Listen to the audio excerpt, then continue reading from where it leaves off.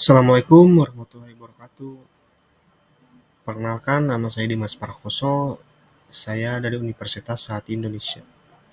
Di sini saya akan mempresentasikan tentang uang dan lembaga keuangan dalam ekonomi makro dari mata kuliah ekonomi makro, dosen pengajar Febrian Mulyani SEMM. Langsung saja kita ke tema uang dan lembaga keuangan dalam ekonomi makro. Uang dan lembaga keuangan memainkan peran penting dalam ekonomi makro, mempengaruhi stabilitas ekonomi, pertumbuhan, dan kesejahteraan secara keseluruhan. Pemahaman tentang definisi fungsi adalah kunci untuk mengelola ekonomi makro secara efektif. Definisi dan fungsi uang. 1. Sebagai alat tukar. Untuk memfasilitasi pertukaran barang dan jasa dengan memungkinkan transaksi yang lebih efisien. 2. Penyimpan nilai. Uang dapat digunakan untuk menyimpan kekayaan dan melindungi daya beli di masa depan. 3. Satuan hitung. Uang menyediakan ukuran nilai yang dapat digunakan untuk menilai dan membandingkan harga barang dan jasa.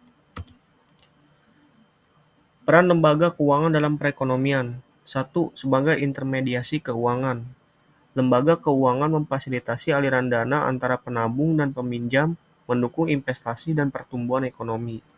2. Manajemen risiko. Lembaga keuangan menyediakan instrumen untuk mengelola risiko seperti asuransi dan lindung nilai. 3. Pembayaran dan clearing. Lembaga keuangan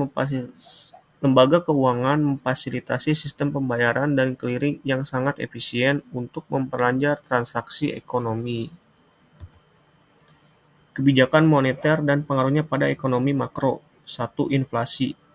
Kebijakan moneter dapat mempengaruhi tingkat inflasi melalui pengendalian pasokan uang. 2. Pertumbuhan ekonomi. Suku bunga, kredit, dan investasi dipengaruhi oleh kebijakan moneter berdampak pada pertumbuhan ekonomi. 3.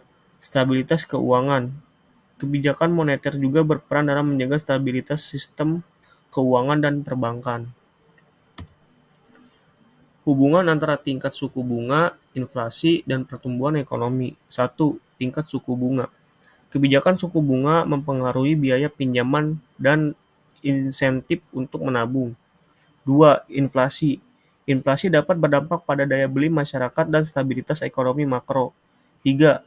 Pertumbuhan ekonomi. Interaksi antara suku bunga dan inflasi mempengaruhi investasi, konsumsi, dan pertumbuhan ekonomi. Pasar uang dan pasar modal dalam ekonomi makro. Pasar uang. Pasar uang menyediakan likuiditas jangka pendek melalui instrumen seperti surat berharga. Pasar modal. Pasar modal memfasilitasi mobilisasi dana jangka panjang untuk investasi dan pembiayaan. Integrasi. Pasar uang dan modal saling terkait dan berperan dalam pembentukan harga dan alokasi modal. Peranan bank sentral dalam stabilitas ekonomi makro. Di sini ada kebijakan moneter.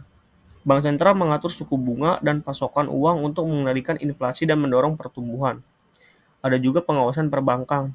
Bank sentral mengawasi dan mengatur sistem perbankan untuk menjaga stabilitas keuangan. Dan di sini ada yang terakhir, analisis ekonomi. Bank sentral mengumpulkan dan menganalisis data ekonomi untuk memformulasikan kebijakan yang tepat.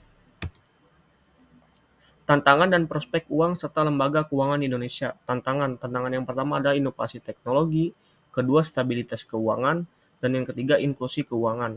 Prospek yang pertama ada digitalisasi keuangan, kedua pengembalian pasar modal, dan ketiga peningkatan efisiensi. Terima kasih untuk semuanya. Sekian yang dapat saya sampaikan. Mohon lebihnya, mohon maaf. Wabillahi taufiq wal hidayah. Assalamualaikum warahmatullahi wabarakatuh.